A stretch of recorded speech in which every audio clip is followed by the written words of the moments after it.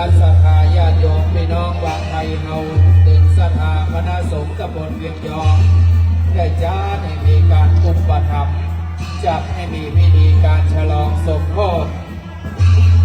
ปริญญาบัตรรัฐประศาสนศาสตร์มหาบัณฑิตสาขาวิชารัฐประศาสนศาสตร์และจัดฉลองสมโภชพระมหานานุวงศ์ที่ท่าใบดีการในพระเดชพระคุณพระปัญญาวัชรกวีที่ปรึกษาเจ้าคณะจังหวัดลำพูนและตำบลอายุวัฒนมงคล32 ปีบัดนี้ขบวนได้เดินทางมาถึงแล้วจะได้นิมนต์ทางท่านพระบดีกาปิยะศิริสุวรรณโนขึ้นสู่วิหารและคณะศรัทธาผู้เป็นเจ้าภาพเพื่อพยานาในประเทศเอาที่ได้ประกอบพิธีทักษิณาในเวลาประมาณผู้ที่ได้จัดวัดนำเป็นร้อยนำเป็นถวายนะครับเป็นกับทักษิณาการเพื่อแด่พระบดีกาปิยะศิริสุวรรณโนเป็นมงคลอันพิเศษ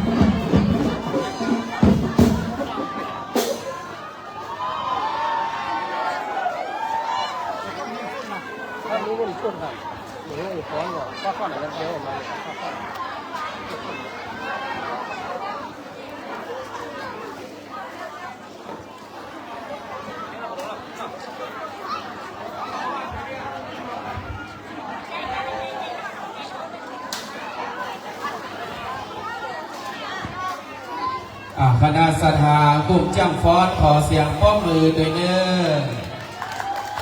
และวันนี้จะเป็นคณะจังฟ้อนของชมรมผู้สูงอายุบ้านเมืองง่านะครับเฉพาะคณะฟ้อนคณะนางรำจันกระจ่างฟ้าจะได้ฟ้อนถวายเป็นชุดต่อไปคณะฟ้อนกองคณะแห่โป่งลงเพลงในกำเนิด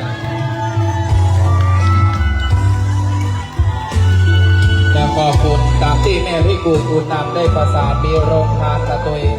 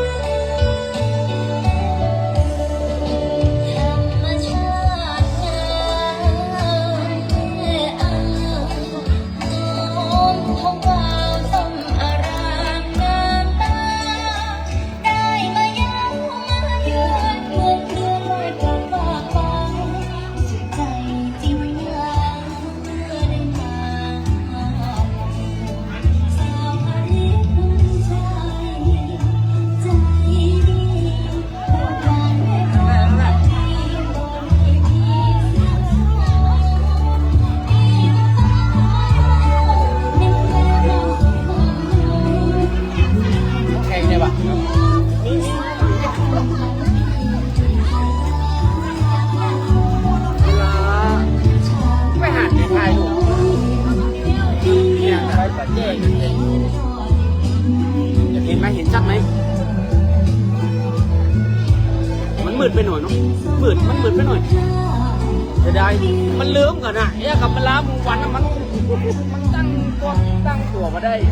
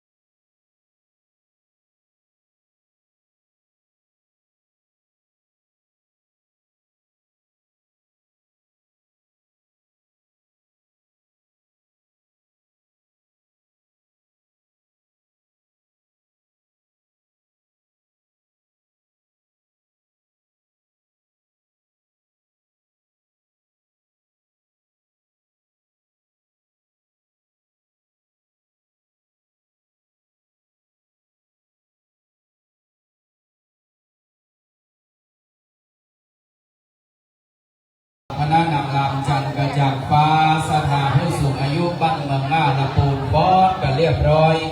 คณะฟอเล็บนะครับมีตึงสถาพี่น้องบ้านสีเมืองยูร่วมกับพี่น้องสีบุญชูวังไฮตอนนี้เรียนเชิญตัวแทนของคณะจ้างฟ้อนชุดพี่น้องบ้านยูกับบางไฮเข้ารับรางวัลสินน้ำใจนะครับน้ำใจจากท่านพระบดีกาปิยะศิริสุวรรณโนที่ซุ้มดอกไม้ด้านหน้าวิหารเลยเด้อขอตัวแทนก็ได้หรือว่าจะมาตึงมดภาพอันงดงามมาตึงคณะเลยเด้อ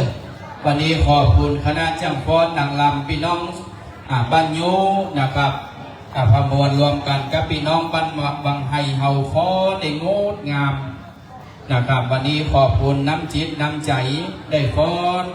เล็บถวายการต้อนรับโดยบารมีแห่งทางท่านเจ้าอาวาสวัดศรีบุญชูวังไฮเจริญอายุมงคลวันนี้ครบไฟ32 ปี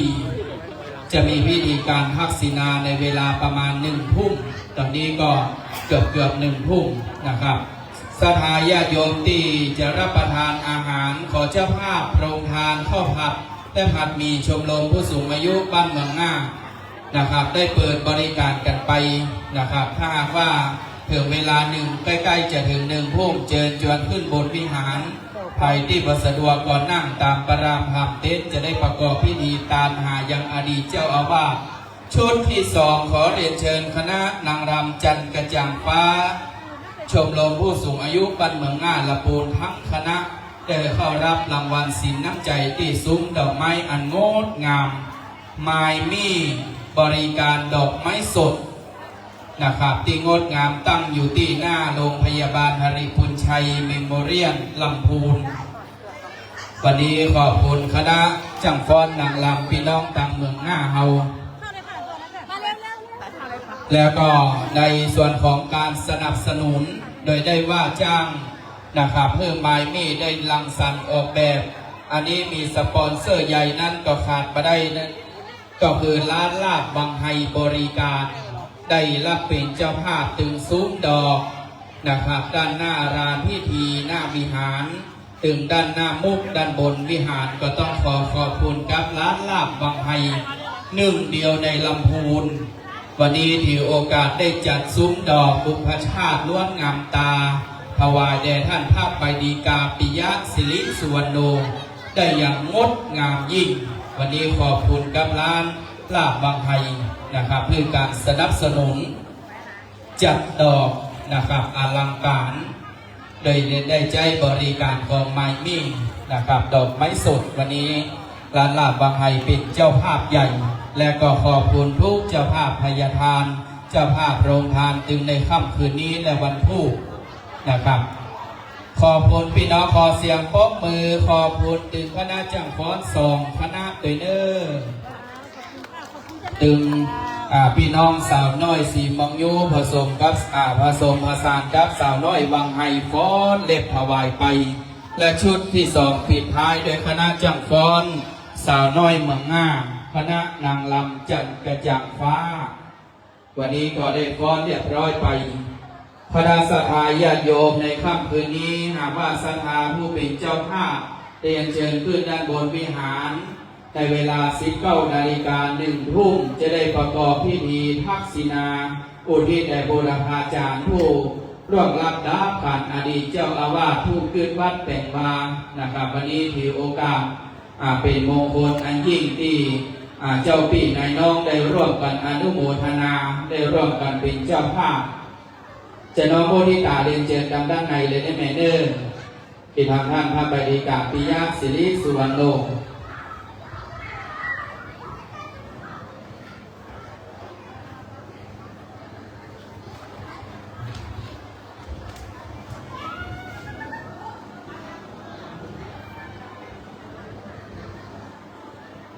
รถที่จอดบริเวณข้างตลาดกาสดนะครับแห่ง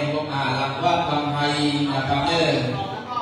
ดินป้ายทะเบียนยอยักษ์งองู9491ท้ายรถเพื่อนย้ายท้ายรถในกรรมบอใบไม้ต่อเต่า1586ยอยักษ์ต่อไป6381ยอยักษ์ชอชิง1617ยอยักษ์ต่อเต่า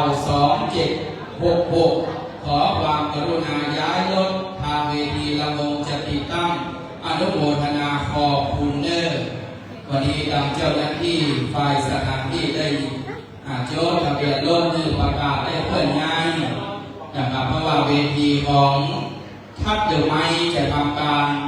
ติดตั้งเวทีลำวงมาตรฐานการกุศลวันพรุ่งนี้นะครับในส่วนของวันพรุ่งนี้จะมีคณะช่างจ้อยช่างซอรับหน้าที่คุมการโรงงานตลอดภาคกลางวันโดยคณะทีมไปอยู่ที่เมียงนะครับจะได้ช่วยได้สอนกันตลอดทั้งวันและในภาคค่ำยามคืนตั้งแต่1 ทุ่มครึ่งคณะลำวงมาตรฐานการกุศลทัพเดอะไม้จะได้ลำวงคุมการโรงงานในช่วงภาคค่ำยามคืน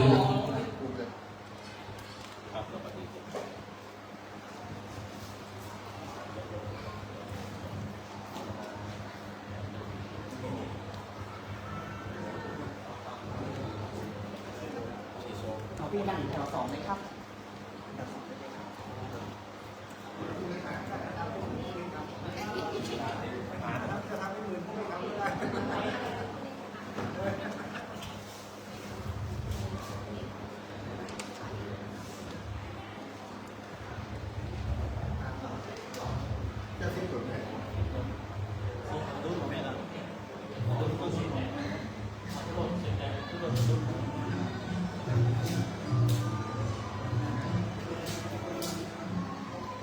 ศรัทธาสาธุชนนะครับหลังจาก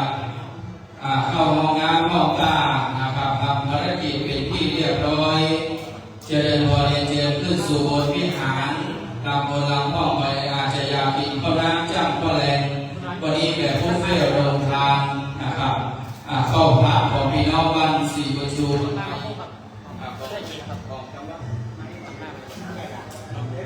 เดี๋ยวตุ้นหลดข้อแดง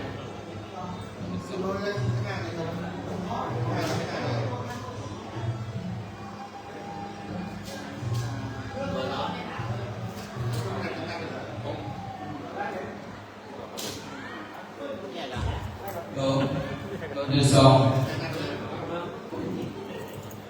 ครับวันนี้จะได้การเข้าสู่การประกอบพิธีภาคศิลารูปทานอุทิศบุรพาจารย์ผู้ถึงแก่มรณภาพผู้ชื่อว่าเป็นมาตลอดจนถึงหลวงปู่ท่านพระครูสุนันท์รัตนภูมิครูบาเจ้าอาจารย์แก้วสุนันท์โพอดีตเจ้าอาวาสแห่งวัดศรีบุญชูวังไอตลอดจนถึงผู้คืนวันแต่งวาผู้รู้อุปถาสร้างข่าวอุปธรรมวันนี้ได้นิมนต์บรรดาพระเจ้าประสงค์จำนวน10 รูปนะครับอันมีหลวงพ่อและก็ปู่สิริวชิโรภาสรองเจ้าคณะอำเภอเมืองลำพูนฝ่ายสาธารณสงเคราะห์เจ้าอาวาสวัดประม่วงสันปะไฟเมตตาเป็นต้นเป็นประธานฝ่ายสงฆ์อันมีท่านพระครูสุวรรณศรีนวิสุทธิ์เจ้าคณะตำบลนครเจดีย์เขต2เจ้าอาวาสวัดสุวรรณวิหารท่านพระอาจารย์นิรันดร์ชาตวิริโยแห่งวัดศรีบางโยง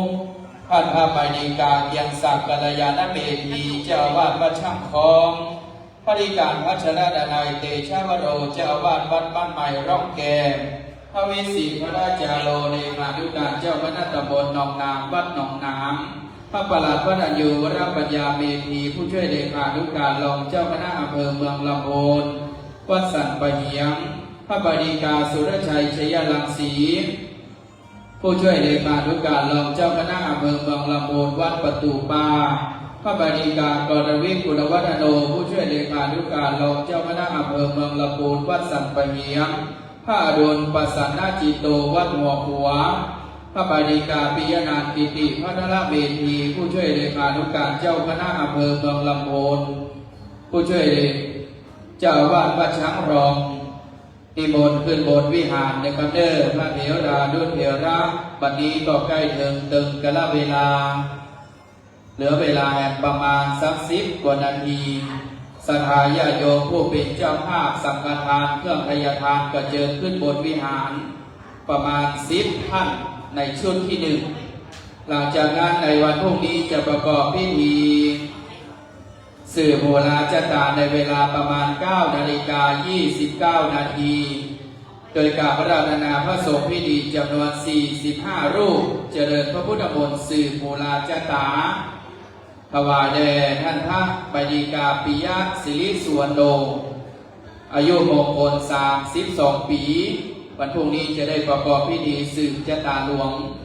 ตามธรรมเนียมปฏิบัติแห่งล้านนาก่อนที่จะได้มีการกินใหญ่ตาหลวงจะต้องมีพิธีทักษิณานุปทานกิจอุทิศกตัญญูกตเวทิตาธรรมอุทิศถวายแด่บูรพาจารย์ผู้เคารพนับถือ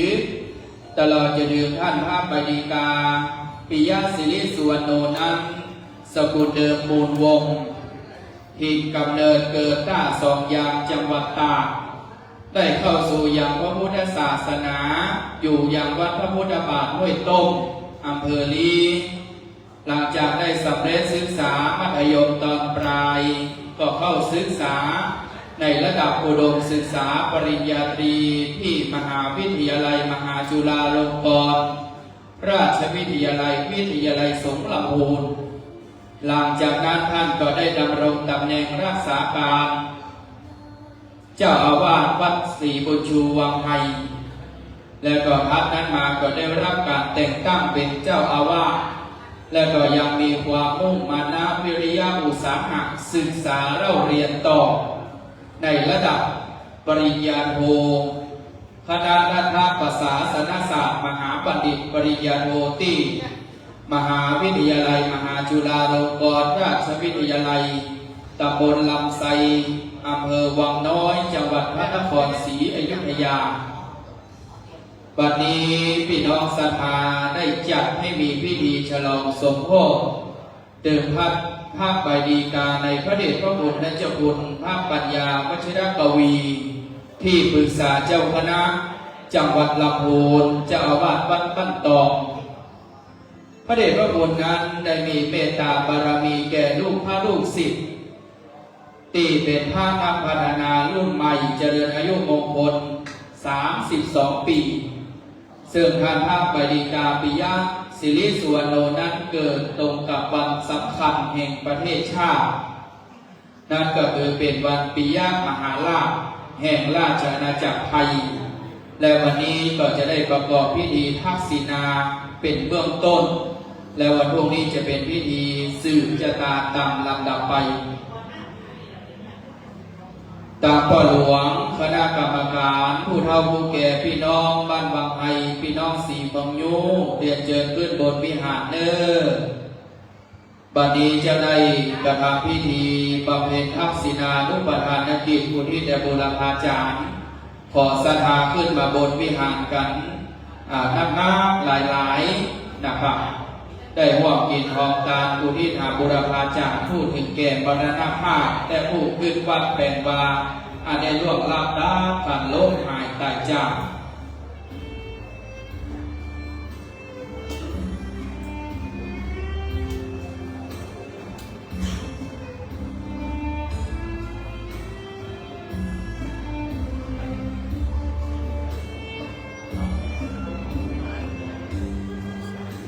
ศรัทธาเฮาเด้อตอนนี้คณะเจ้าฟ้อนนะครับ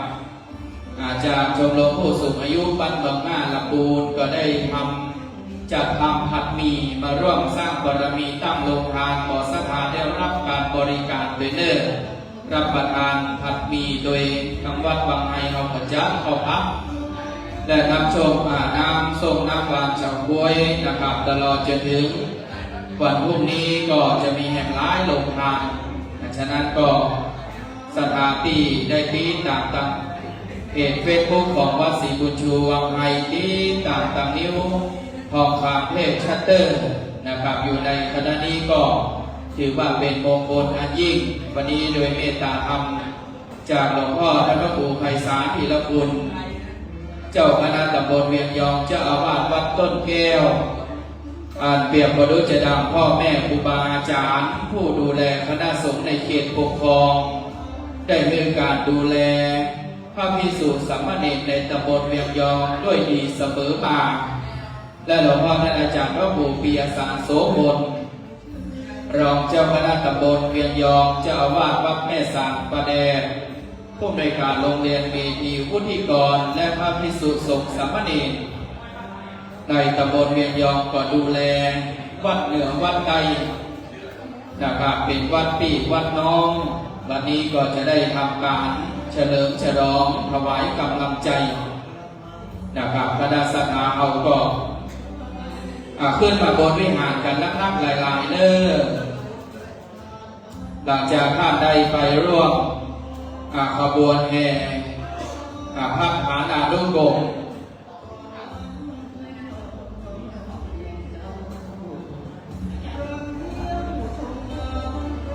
ครับวันนี้พี่น้องศรัทธาเมืองหน้าได้ผัดหมี่มาประมาณกะละมังหลวงตอนนี้ก็ยังขาดผู้ที่จะได้นะครับรับประทานขอศรัทธาช่วยกันนะครับบริการผัดหมี่นะครับเด้อครับพี่น้องทำเมืองหน้าชมรมผู้สูงอายุบ้านเมืองหน้าเอาผัดหมี่มาแห่งกะละมังหนึ่งแล้วก็พี่น้องศรัทธาตะห้วยต้มวันนี้ได้ทอดเห็ดลมผักมังสวิรัติบริการเนื่องจากว่าเดินตามรอยครูบาเจ้าชยวงศาพัฒนาครูบาเจ้าอภิชัยข่าวปีแห่งวัดพระพุทธบาทห้วยต้มวันนี้ซึ่งมีโยมพ่อโยมแม่ของทางท่านพระบดีกาปิยะศิริสุวรรณโนถึงอำเภอท่าสองยางจังหวัดตากถึงพี่น้องทางพระพุทธบาทห้วยต้มพระพุทธบาทพานามเมืองดีก็มากันนักมากันหลายก็ต้องขออนุโมทนา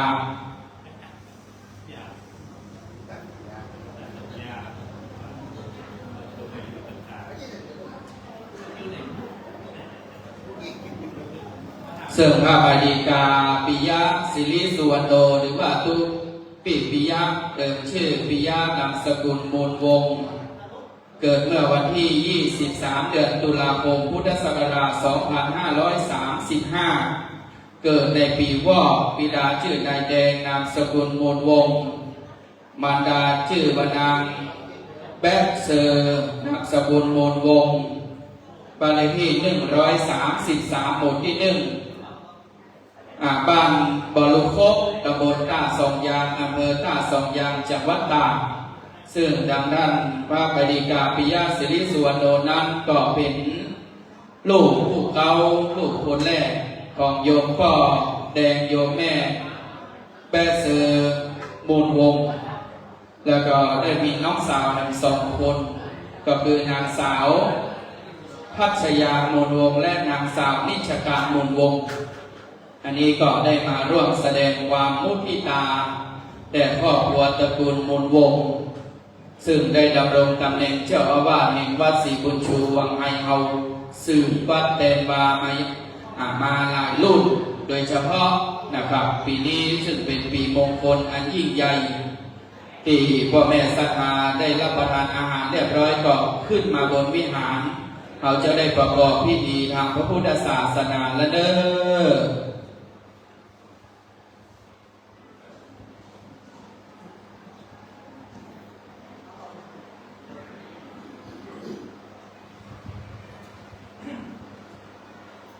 กับลำพลลำห้องก็อาจจะก็สะดวกในการขึ้นสู่บนวิหารก็นั่งอยู่ตะมูควงวัดลานวา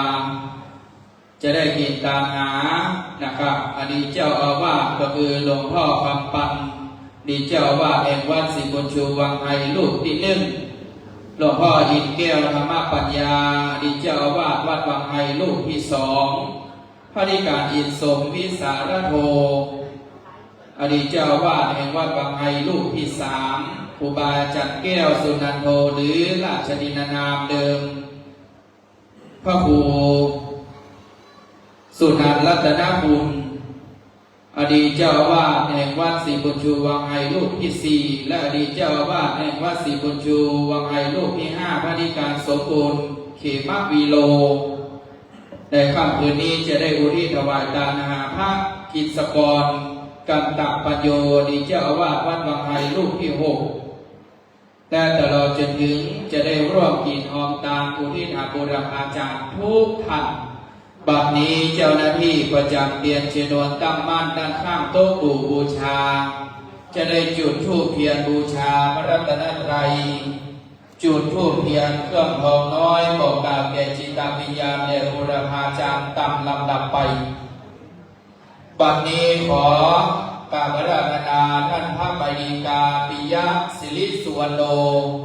ท่านเจ้าอาวาสวัดศรีบุญชูวังไทยได้เมตตาจุดธูปเทียนบูชาพระรัตนตรัยด้านหน้าโต๊ะหมู่บูชา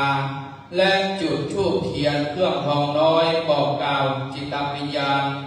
อดีตเจ้าอาวาสบูรพาจารย์ตามลำดับไป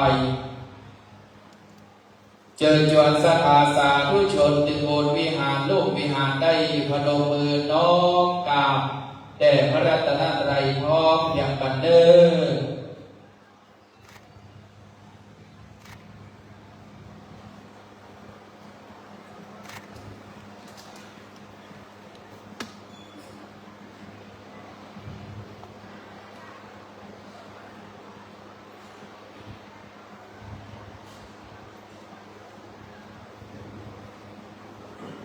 วันนี้ท่านพระบดีกา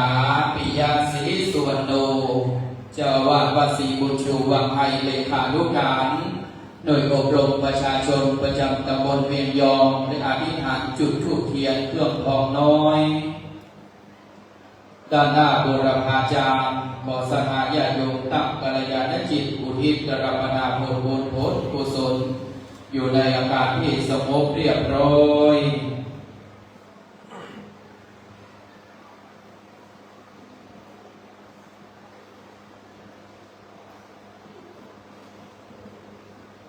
ก็หลวงกมลปัญญานะครับซึ่งเป็นตัวแทนของพ่อแม่ศรัทธา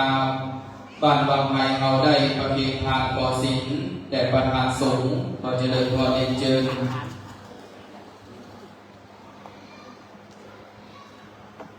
วันนี้ได้รับเมตตาจากท่านอาจารย์พระครูสิริวชิโรภาสรองเจ้าคณะอำเภอเมืองลำพูนเจ้าอาวาสวัดประม่วงสันประฝ้ายเมตตาเป็นประธานในพิธีฝ่ายสงฆ์บัดนี้จะได้ไหว้พระสมาทานซึ่งเป็นเจศีลและสดับพระสงฆ์สวดพุทธบทปฏิการตามลำดับไปอิมินาสกาเรนะพุทธังปูเชมิอิมินาสกาเลนะธัมมังปูเชมิอิมินาสกาเลนะสังฆังปูเชมิอะระหังสัมมาสัมพุทโธภะคะวาพุทธังภะคะวันตังอะภิวาเทมิสวากขาโตภะคะวะตาธัมโมธัมมังนัมมัสสามิสุปฏิปันโนภะคะวะโตสาวกสังโฆสังฆังนัมมามิต่อไปสมาทานซึ่งเป็นเจสิทธิ์ตั้ง5 ข้อมายังพันเตวิสุงวิสุงราคนาทายาติสาลานินาสหปัญจศีลานิยาจามาตุติยมปีมายังพันเตวิสุงวิสุงราคนาทายาติสาลานินาสหปัญจศีลานิยาจามาตาติยมปีมายังพันเตวิสุงวิสุงราคนาทายาติสาลานินาสหปัญจศีลานิยาจามานะโมตัสสะภะคะวะโตอะระหะโตสัมมาสัมพุทธัสสะนะโมตัสสะภะคะวะโตอะระหะโตสัมมาสัมพุทธัสสะนะโมตัสสะภะคะวะโตอะระหะโตสัมมาสัมพุทธัสสะ นะโมตัสสะภะคะวะโตอะระหะโตสัมมาสัมพุทธัสสะนะโมตัสสะภะคะวะโตอะระหะโตสัมมาสัมพุทธัสสะนะโมตัสสะภะคะวะโตอะระหะโตสัมมาสัมพุทธัสสะ พุทธังสรณังคัจฉามิ พุทธังสรณังคัจฉามิ ธัมมังสรณังคัจฉามิ ธัมมังสรณังคัจฉามิ สังฆังสรณังคัจฉามิ สังฆังสรณังคัจฉา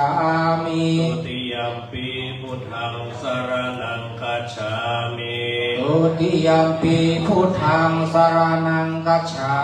มิ ทุติยัมปิธัมมังสรณังคัจฉามิ ทุติยัมปิธัมมังสรณังคัจฉามิ ทุติยัมปิสังฆังสรณังคัจฉามิ ทุติยัมปิสังฆังสรณังคัจฉา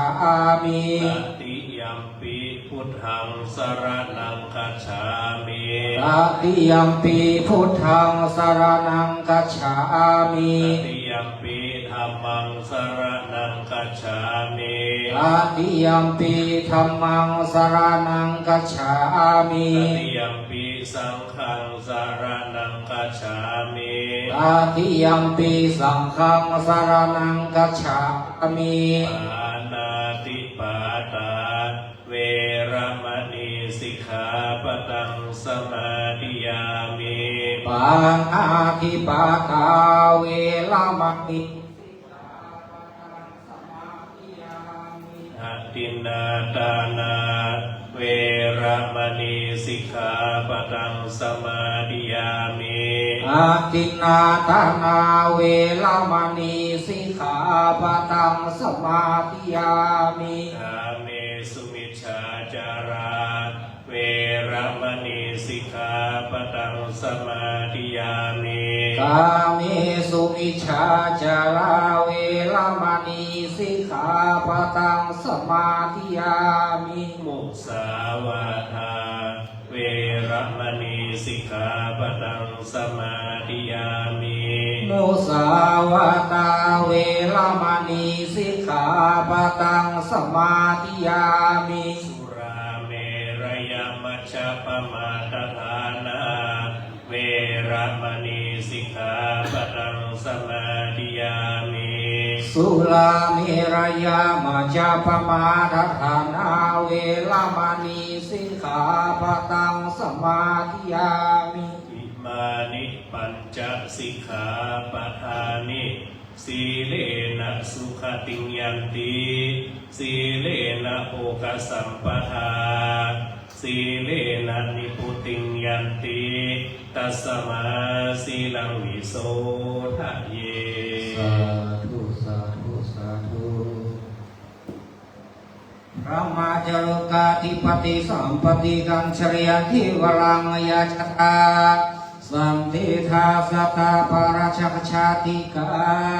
เทเสตุรังอนุอัมพิมังปะชัง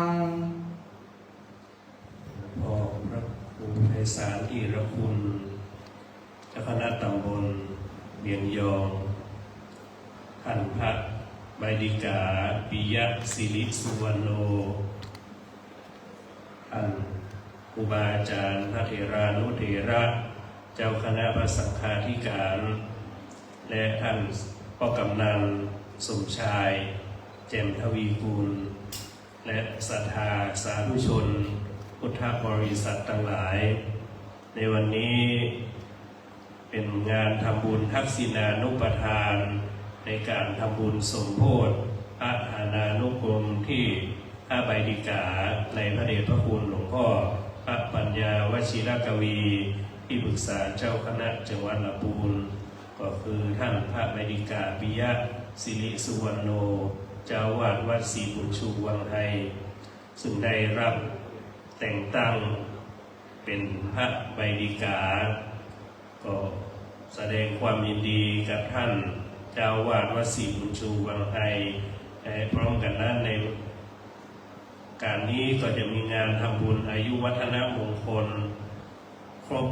32 ปี แล้วก็พิธีทำบุญฉลองปริญญารัฐศาสตร์รัฐประศาสนศาสตร์มหาบัณฑิตสาขาวิชารัฐประศาสนศาสตร์นามของรองเจ้าคณะเมืองลำพูนขอแสดงความยินดีกับท่านพระใบดิกาปิยะซึ่งในวันนี้ก็มีการทำบุญทักษิณานุปัฏฐานก่อนที่จะได้ทำพิธีสืบชะตาในวันพรุ่งนี้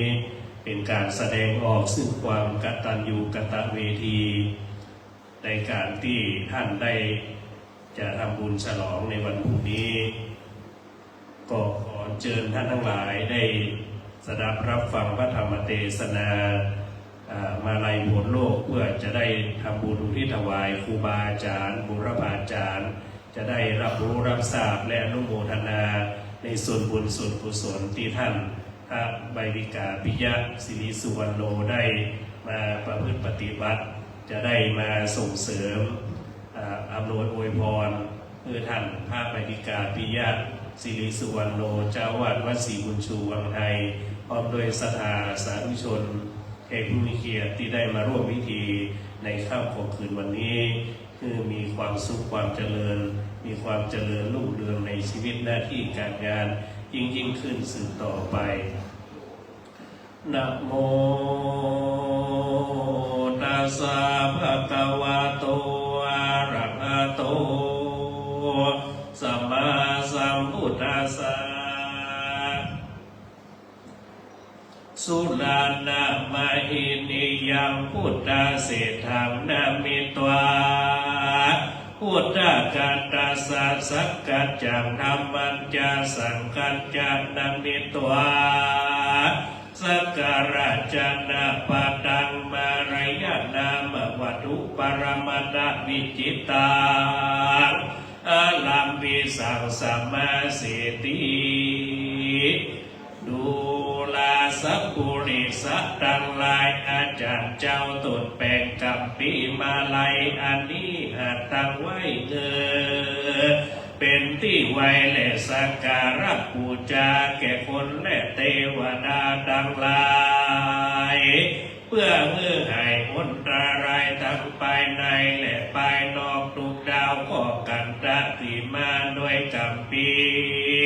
มาลัยอันนี้และนาตามอันตรกาได้แห่งบาทอันนักปราชญ์เจ้าทั้งหลายเพิ่งหูดังจักวิสัชนาไปภายนานี้เติดดามิตวาผู้ค้าก็ไว้ยังปนวรุกุตระธรรมเจ้าเก่าประการกับดังพระปริยัติธรรมดวงบานงามประเสริฐอันบังเกิดแต่พระอุรานามิตวาผู้ค้าก็ไว้ยังพระอริยสงฆ์ตนตาลงจตุปริสุทธิศีลใสสะอาดตนปฏิบัติตามรอยพุทธบาทสัพพัญโยนำเอาคำสอนตนโคโลกลาบังเกิดสัตตาปัสสาราแก่กาแก่คนและเทวดาทั้งหลายและนาอติเตกาเลในกาละอันล่วงเลี้ยวยังมีตุดแก้วมหาเด่นเจ้าตนหนึ่งชื่อว่าเตปมาลายตนตรงศีลใสวิเศษประกอบไปด้วยเหตุอิทธิฤทธิญาณนิสัยยะตัวอาศัยซึ่งบานอันหนึ่งชื่อว่ากรรมปัวจกรรมอันอยู่ในเขตตัมปนายตวีปอันเป็นที่อยู่แห่งแก้วเจ้าทั้งสามประการเอกทิวสังยังมีในวันหนึ่งใส่มัตตาเดนเตปมาลัยตนองค์อาจเจ้าก็กากาไปสู่ยังนรกเพื่อจักยุกเอายังกุเพศอันใดสังเกตไว้เมื่อนานปวิสิตวาเจ้าก็เก่าไปสู่สำนักแห่งพระยายมบิบาลวันนั้นแลในเมื่อพระยายมมาลาทันเลี้ยวยังตุนแก้วเทพมาลัยก็ปัสไรแจงจอดฉลาดผู้อ่อนทุกอันว่าพันเต ข้าไหวเจ้าตนพูดมากเจ้ากูลุกจากประเทศเกตใดมานั้นจาติปากะโตมะอาเดนเตปะมาไลก็การกันไปเรียวรีบว่าเอาลูกจากจุมปูตาวินเมืองคนมา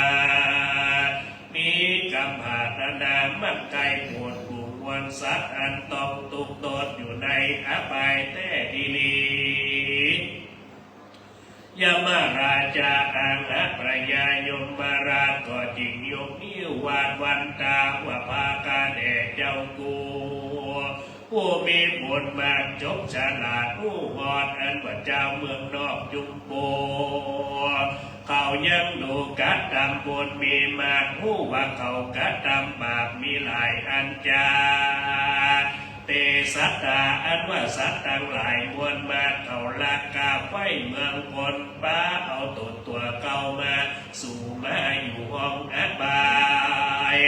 ยังมีลายเรือล้นเขาก็ปรารถนาไก่ป้นจากทุกตนตะไก่ตะเวยสุขสดสำราญด้วยบุญส่งปานให้พระเป็นเจ้าได้พบเตอที่นั่นมาหาเด่นเตปมาลายตนตะลงสินใส่ตาหาเจ้าก็ลีลาไปดูยังหมู่ฝูงสัตว์นรกอันต้องงาตรงงาตกต้องโตดมีอยู่หลายคนหลายแสนเจ้าก็ไปสู่แดนนรกแปดแห่งอันกรรมวิบากแอบตกแต่งคือเป็นไปมีตนว่าวิตาราณีมอใหญ่โลกและอุมีใจพอดีอุสุตนรกมีขอบเขตสังกตนรกเป็นบุญกู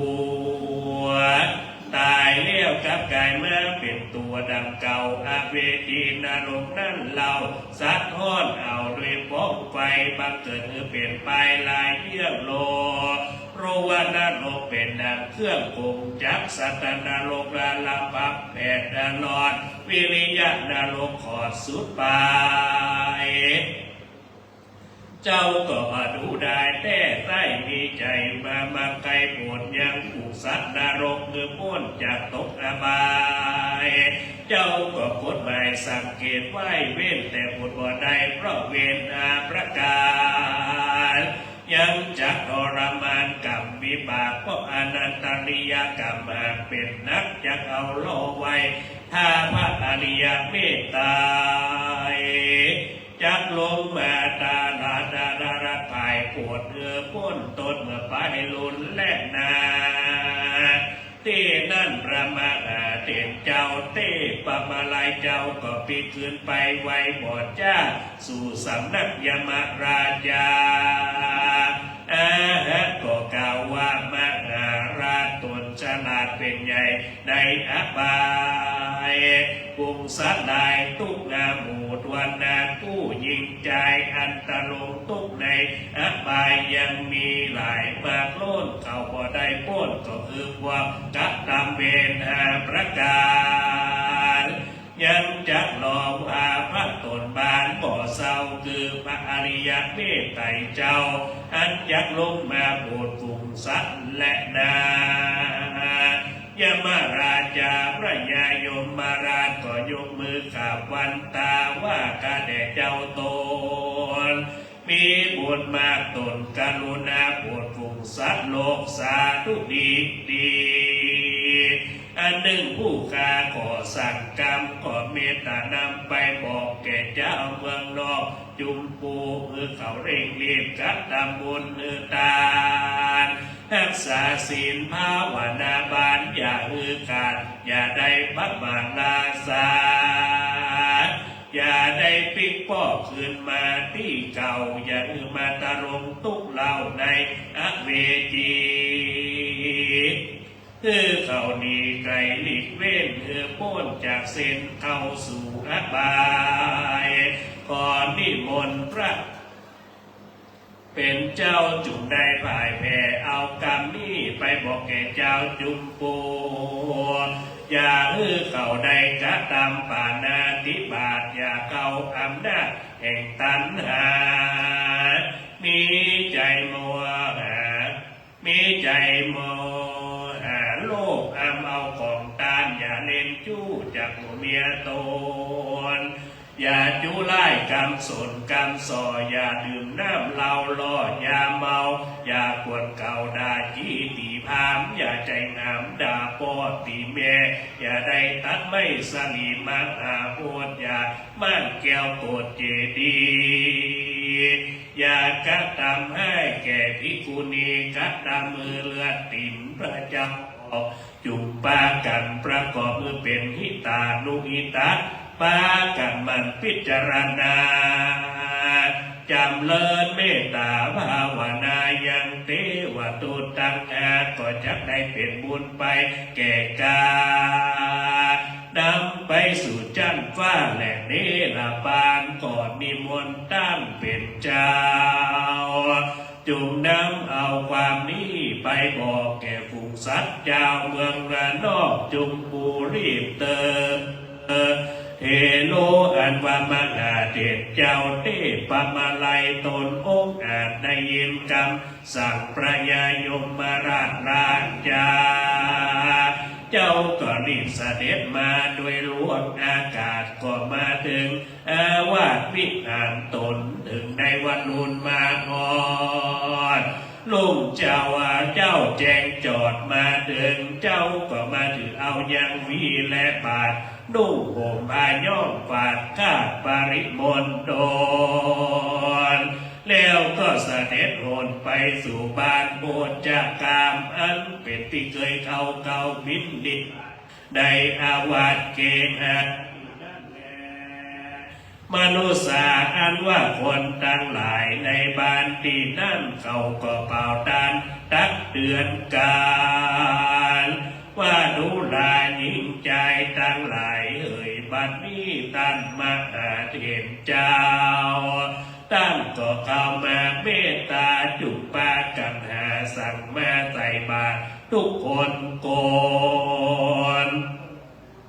ขออาราธนานิมนต์ไว้ก่อนเพื่อบอกผู้การทั้งหลายย้อนต่างตานยิ่งใจลูกหลานเจ้าบ้านเขาก็ออกปากดานนิม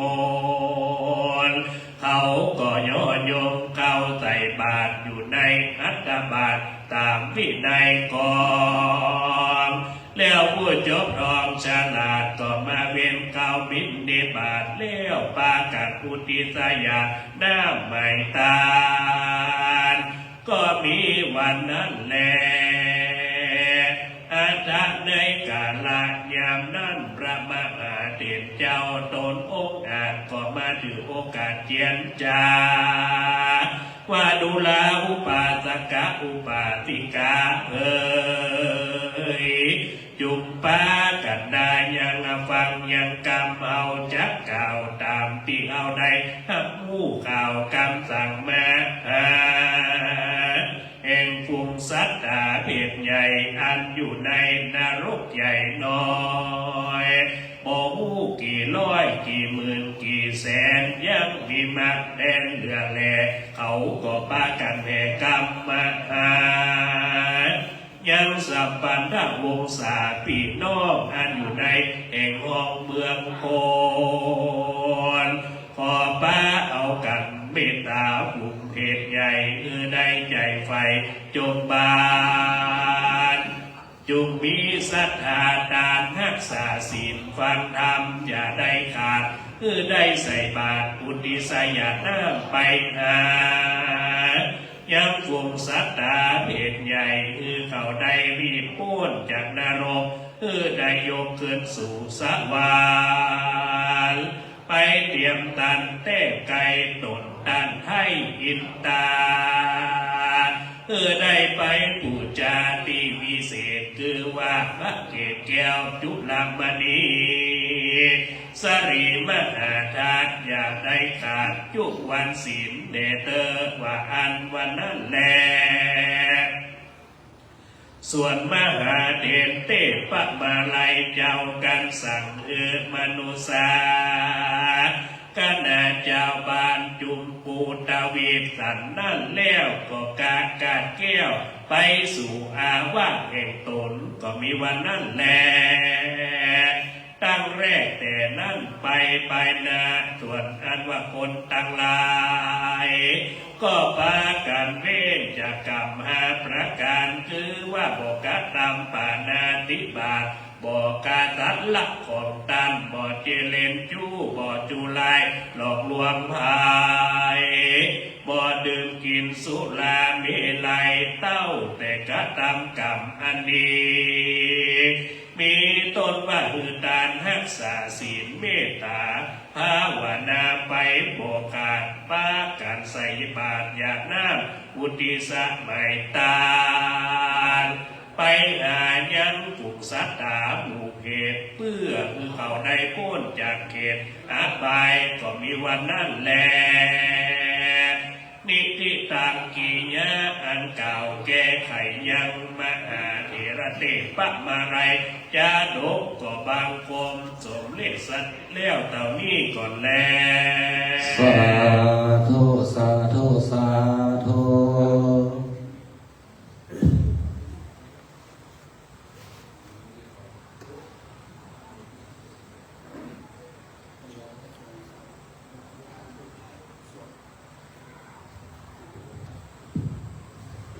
นะโม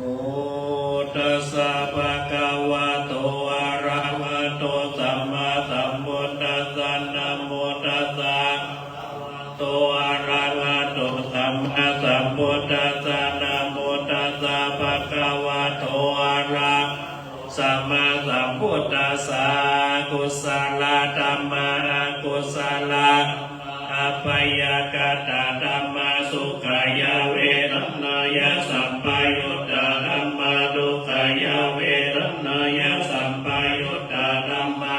ดุขมาสุขายาเวรนายะสัมปยุตตาธัมมาวิปัสสนาธัมมาวิปัสสนาธัมมาธัมมาเอวะวิปัสสนาวิปัสสนาธัมมาธัมมาอุปาทินโนปัตตานิยาธัมมานุปาทินโนปัตตานิยาธัมมา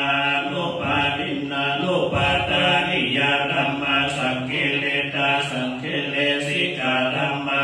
สังคิเลตาสังคิเลสิกาธัมมา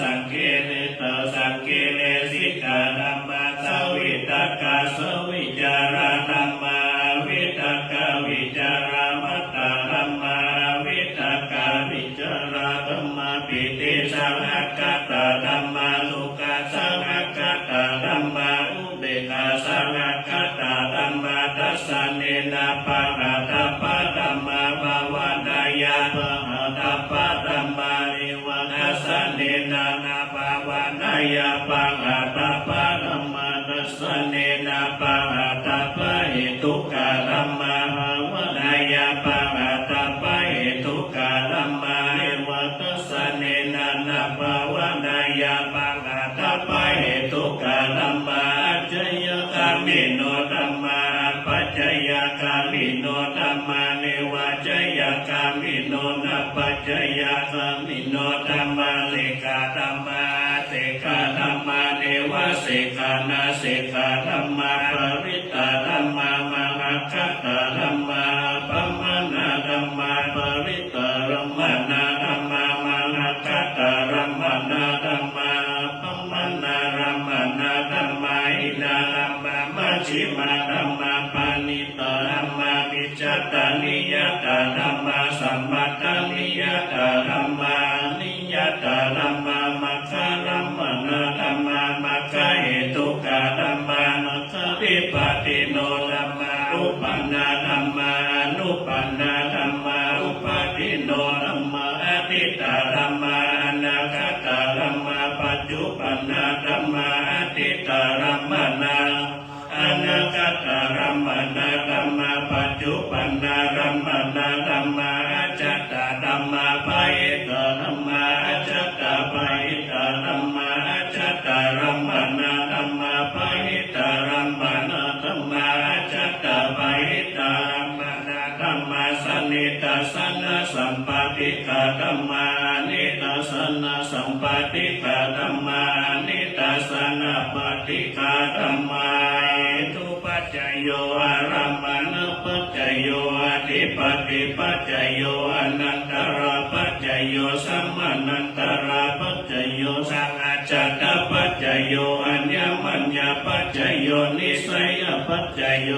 ปันนิสัยปัจจโยปุเรชาตปัจจโยปัจจาชตปัจจโยอาเสวนาปัจจโยกัมมปัจจโยวิปากปัจจโยอาหารปัจจโยอินทรียปัจจโยชนะปัจจโยมัคคปัจจโยสัมปยุตตปัจจโยวิปยุตตปัจจโยอติปัจจโยนัตติปัจจโยวิคัตตปัจจโยอวิคัตตปัจจโย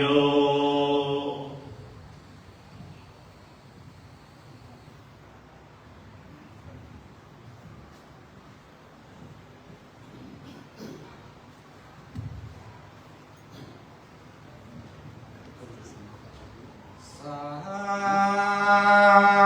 ธุกาสาพันเตคาเดสัมปาวัตถุตานานาบักนิลาศศรัทธาผู้ค้าตั้งหลายได้ตกแต่งหางและดาตานก็เป็นการอันบรมวลดีพรำพร้อมที่จะยืนโน้มถวายเป็นตามมีตังบุภาวาดวงดอกไม้อันตกแต่งไว้เหนือกันเพื่อจะขอส่งมายังพุทธานั่งหลายลาสปะพ้องพางจูอันอันดังผู้ค้าจักเวียนวางกาวไว้ยังค้าทั้งหลายได้ตกแต่งหางดาตานก่อนว่ามีใจบ่ชื่นบ่บานมัวมืดได้กล่าวคำละมืดโมโหนักโรปากเป็นกรรมันกายาปวจีกรรมกลัวพิจกองทำสาบสิ่งคือภูพาพาขายิ่งหลอนบ่ได้บังเกิดขึ้นในใจมุจนาภากเจตนาบ่มีใจข่าวใสผ่องแผ้วประภากเจตนาหลอนบ่ได้ตาแล้วบ่มีใจจุ่มชื่นยินดีบ่มีปิติเจิญต้องยังมีใจห่วงของเรือพามันเจรธรรมผู้ค้าตั้งหลายก็ว่าเป็นโทษกรรมติดแปดจึงได้แควขอสุมาขอสปาพุทธานาภายพุทธหายจากโทษเวรกรรมหายจากนิวรณ์ธรรมกรรมจากงานเสียงตางอันจะขึ้นสู่จันฟ้าและนิรปานแก่ผู้ค้าทั้งหลายจูผู้จูคนจูใหญ่น้อยจะยิงนั้นจุงจะมีเรื่องแต่ดี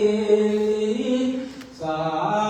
ธุกัสสะมะยังพันเตนะมามิตุปะปุภาราชตานิวิรุตตานิสุรตานิกายะโตเลวัติโตเลมโนโตเลสัญญิจาธรรมตินวาสัญญิจาธรรมตินวากายกัมมินวาวจีกัมมินวามโนกัมมินวาติทุตสังปัจจุปนโตสังสัพพังโตสังขมังตุโนนะมามิพุทธังกุณสาการันตังนะมามิธัมมังมุนิราชเทศิสิตังนะมามิสังฆังมุนิกัจจกะสาวกาจิโยโนพันเทจักมายะถาภาเวยะถามุระเหยะถาสเรกิมุยังพุทธาธรรมสังฆสังฆเทสุติสุรตเนสุทิวาปัญจุปันเนวาวิวายันทิวาละหุวากายนวาวาจาวานัสสาวาปัมมันวาคาละหุวากาสิมหายะถาธัมมังปฏิกโลมเตสัมโนภันเตพุทธาธิราตนังปัจจกังมุกัมปังอุปาหยาอาจิยังเทยโตปฏิฆานังโตกัมโตสัพพังโตสังยติสังวิสามนาอุเนวังวิสามาสังคิจโตสังอสังคิจโตสังสัพพังโตสังขมังตุโน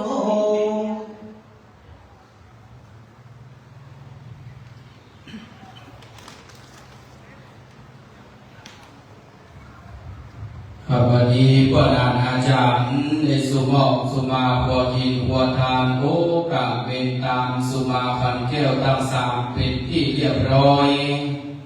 อันดับต่อจากนี้ไปจะเป็นการทอดผ้าบางสกุลตามลำดับพิธีกรรมในโอกาสแรกนี้ก็ขอกราบอาราธนาหลวงพ่อพระครูไพศาลธีรคุณ เจ้าคณะตำบลเวียงยองเจ้าอาวาสวัดต้นแก้วได้เมตตาทอดผ้าบางสกุลสามผืนแรกขอกราบอาราธนาด้วยความเคารพ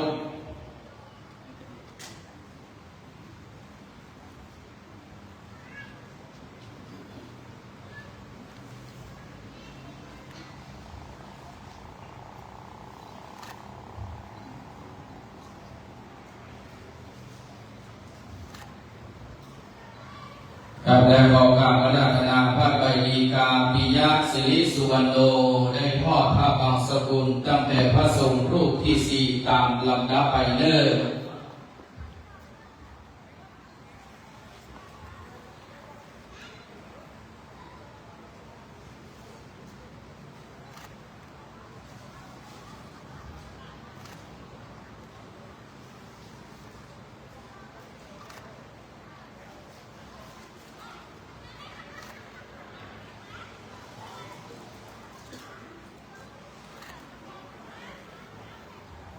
ครับวันนี้การทอดพระบางสกุลเป็นที่เรียบร้อยกับอาราธนาพระสงฆ์พิธีพิจารณาพระบางสกุล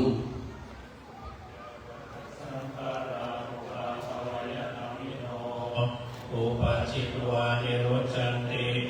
สังอุปสมโมสุโข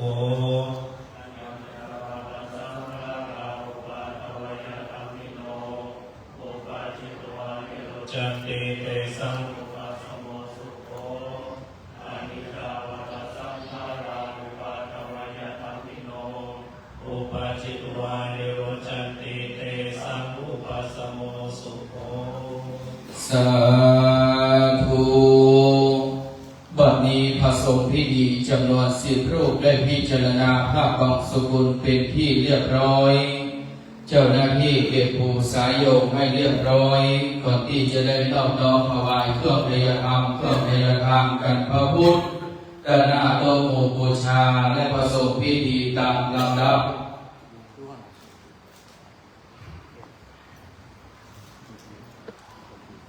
ข้าพเจ้าหญิงตามเป็นการแสดงความกตัญญูกตเวทิตาธรรม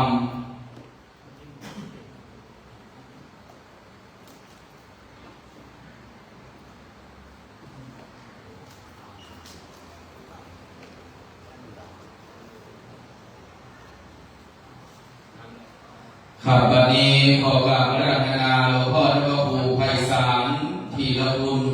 เจ้าคณะตำบลเวียงยองเจ้าอาวาสวัดต้นแก้วได้เข้าน้อมน้อมถวายจตุปัจจัยพยธรรมกันพระพุทธด้านหน้าโต๊ะหมู่บูชาขอกราบอาราธนา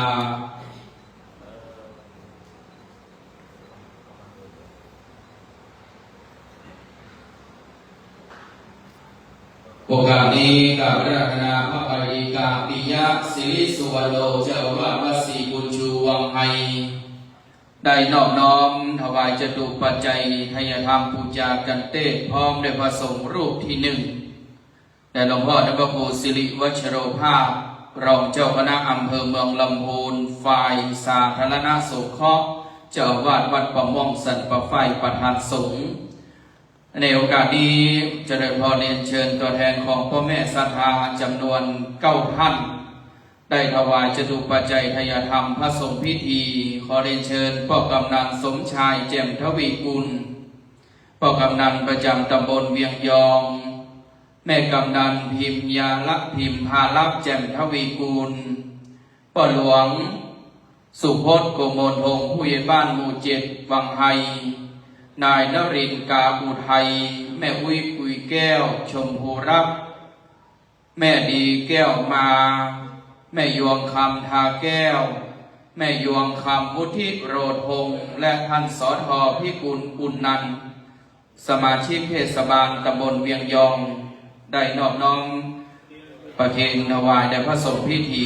ตามลำดับ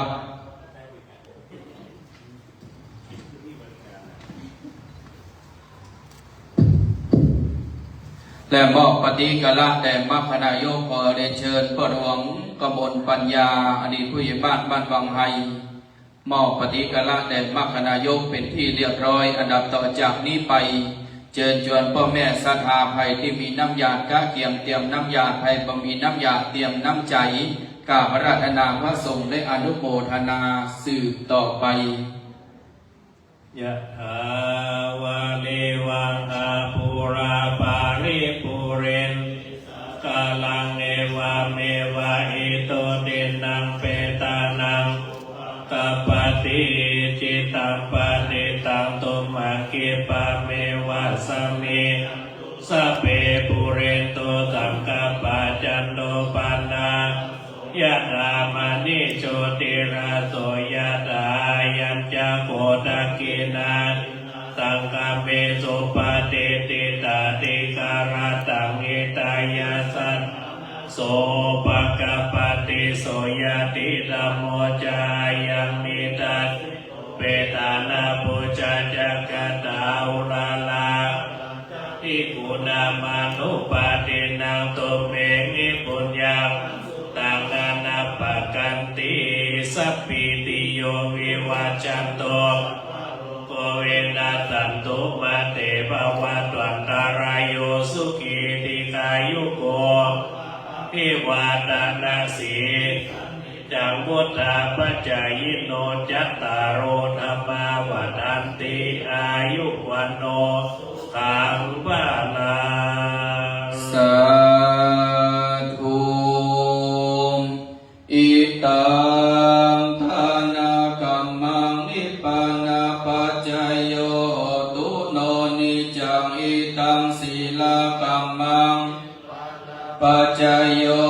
ตุโนนิจังอิตังภาวนากัมมังนิพพานาปัจจโยโนนิจังยังกินจิกุสลังกัมมังกัตตาพังสัพเพหิกาตังปุญญังโนสุนันตุโอนโตเยเตวะอาสามิงคาเนอติกาตาทิคายุกาสัทธาโอนตุสัตตาสุขีอัตตานังปริอารันตุมาตาปิตาโลสุขิตาโอนโลกาปามุจจันตุสัพเพยตากาสุขิโตโตกาปามุจจันตุสัพเพอัญญตากาสุขิ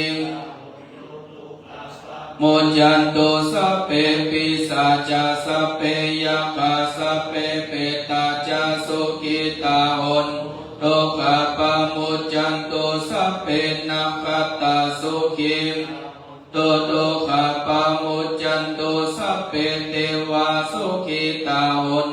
โลกาปามุจจันตุสัพเพอาจาริโยปัจจายาสุขิตาโอนโลกาปามุจจันตุสัพพสัมปติโยสัพพิจันตุโอมวันตามิพุทธังสัพพะเมวะโตสังฆัมมาธัมเมพันเตวันตามิธัมมังโตสังฆัมมาธัมเมพันเตวันตามิสังฆังสัพพะเมวะโตสังฆัมมาพันเตวันตามิคารุปัจจายาจาริเยสัพพะเมวะโตสังฆัมมาพันเตวันตามิกัมมัฏฐานังสัพพะเมวะโตสังฆัมมาพันเตวันตามิอาลัมเมภัทธาสิมังสัพพะเมวะโตสังฆัมมาพันเตวันตามิเจติยังสุปฏิทิตาสลิลัทธาตุโยมหาโพธิสัพพลังพุทธลูปังสัทธานัง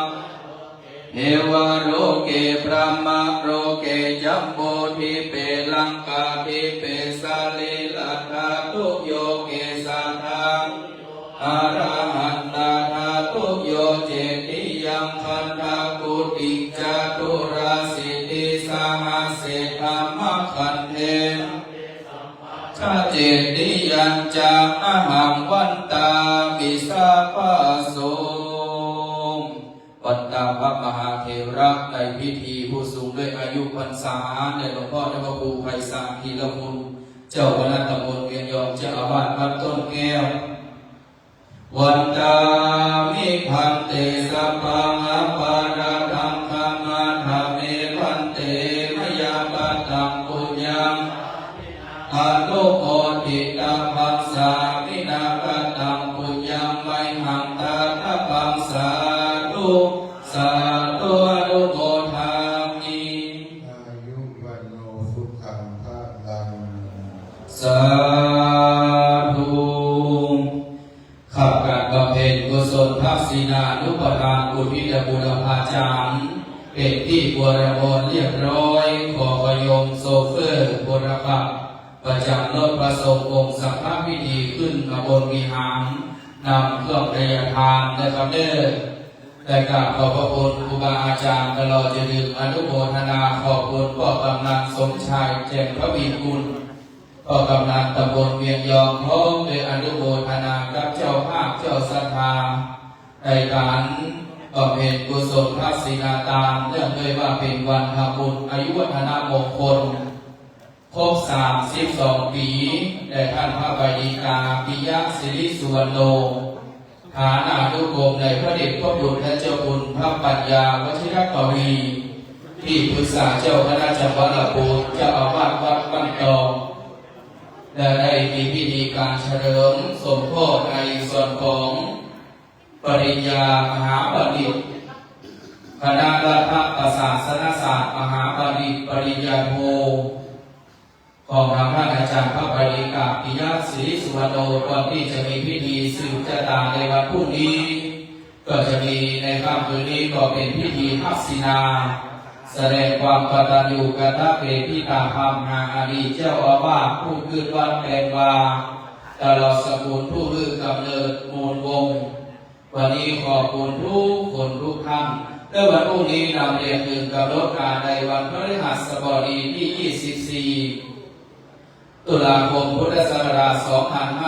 2567 เวลา 9:29 นาทีคณะสงฆ์คณะศรัทธาสาธุชนพร้อมกันณวัดศรีบุญชูวังไห้ตำบลเวียงยองอำเภอเมืองลำพูนจังหวัดลำพูนหลังจากนั้นพระบดีกาปิยะศิริสุวรรณโนจุดธูปเทียนบูชาพระรัตนตรัยศาสนพิธีกรนำกล่าวคำบูชาพระรัตนตรัยสมทานเวชศิลป์อาราธนาพระปริพระสงฆ์จำนวนพิธี45 รูปเจริญพระพุทธมนต์สืบชะตาแบบโบราณอาจารย์ล้านนาหลังจากนั้นพระบดีกาปิยะศิริสุวรรณโนเจ้าอาวาสวัดศรีบุญชูวังไห้ถวายเครื่องสักการะแด่พระเดชพระคุณหลวงพ่อเจ้าคุณพระเทพรัตนนายกเจ้าคณะจังหวัดลำพูนพระมหาเถระในพิธีและในโอกาสวันพรุ่งนี้ท่านยุทธพงษ์ชัยสอนในอำเภอเมืองลำพูนพ่อกำนันสมชายแจ่มพระบิดกุลท่านนายก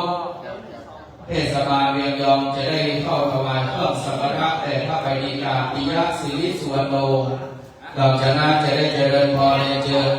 ผู้เป็นเจ้าภาพถวายจตุปัจจัยทายธรรมแด่พระสงฆ์พิธีพระสงฆ์พิธีอนุโมทนาเป็นอาเซนพิธีแต่วันพรุ่งนี้ในช่วงภาคบางวันจะมีคณะจำจ้อยจำซองโดยมีในชูขี้เมียงตามที่พี่น้องศรัทธาได้มาจ้อยมาซออุ่งกลางอุ่งงานตลอดทั้งวันจะมีจำจ้อยจำซอพื้นบ้านล้านนาและภาคค่ำยามคืนประมาณ1 ทุ่มครึ่งจะมีลำวงอาหารการกุศลวงทัดหรือไม้จะได้